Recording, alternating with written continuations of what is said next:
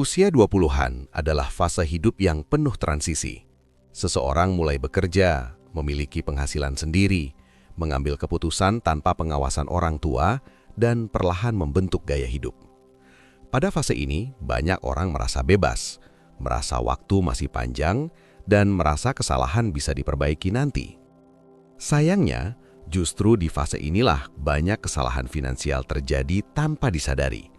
Bukan karena kurang cerdas, melainkan karena kurang pengalaman dan minim pemahaman tentang dampak jangka panjang dari keputusan keuangan kecil yang diambil hari ini. Narasi ini tidak bertujuan menghakimi, melainkan membuka kesadaran bahwa kesalahan finansial di usia 20-an adalah hal yang umum, namun bisa menjadi masalah serius jika dibiarkan berlarut-larut. Kesalahan finansial pertama yang paling sering terjadi di usia 20-an adalah tidak memiliki pengelolaan keuangan yang jelas. Banyak orang menerima gaji tanpa pernah benar-benar merencanakan kemana uang itu akan digunakan.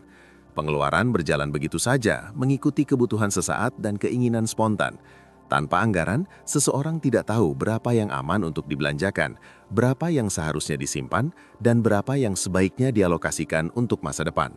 Akibatnya, uang selalu terasa kurang meskipun penghasilan meningkat. Kesalahan berikutnya adalah fokus berlebihan pada gaya hidup. Di usia 20-an, tekanan sosial sangat kuat. Lingkungan pertemanan, media sosial, dan tren membuat banyak orang merasa perlu terlihat berhasil.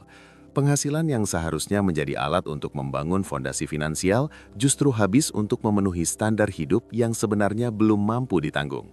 Nongkrong rutin, ganti gawai, liburan impulsif, dan belanja tanpa perhitungan menjadi kebiasaan yang perlahan menggerus kestabilan keuangan. Menunda menabung dan investasi juga menjadi kesalahan yang sangat umum. Banyak orang berpikir bahwa menabung hanya relevan ketika penghasilan sudah besar. Padahal yang paling berharga di usia 20-an bukan jumlah uangnya, melainkan waktunya. Menabung dan berinvestasi sejak dini memberi ruang bagi uang untuk bertumbuh. Ketika kebiasaan ini ditunda, kesempatan yang hilang tidak bisa digantikan, bahkan dengan penghasilan yang jauh lebih besar di masa depan. Kesalahan lain yang sering dianggap sepele adalah penggunaan utang konsumtif. Kartu kredit, pay letter, dan cicilan memang memberikan kemudahan, namun tanpa kontrol yang baik, fasilitas ini berubah menjadi jebakan. Utang digunakan bukan untuk meningkatkan nilai diri atau aset, melainkan untuk memenuhi keinginan sesaat. Cicilan kecil yang menumpuk menciptakan tekanan keuangan yang tidak terasa di awal, tetapi sangat membebani dalam jangka panjang. Tidak memiliki dana darurat juga merupakan kesalahan serius. Banyak orang di usia 20-an merasa dirinya sehat dan aman, sehingga tidak melihat pentingnya menyiapkan cadangan dana. Ketika terjadi kondisi tak terduga seperti sakit, kehilangan pekerjaan, atau kebutuhan mendesak lainnya, ketiadaan dana darurat memaksa seseorang berutang atau meminta bantuan orang lain. Situasi ini seringkali menimbulkan stres dan rasa tidak berdaya.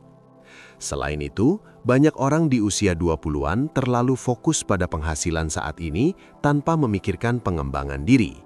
Mereka bertahan pada pekerjaan yang sama tanpa meningkatkan keterampilan, tanpa belajar hal baru, dan tanpa mempersiapkan diri untuk peluang yang lebih besar.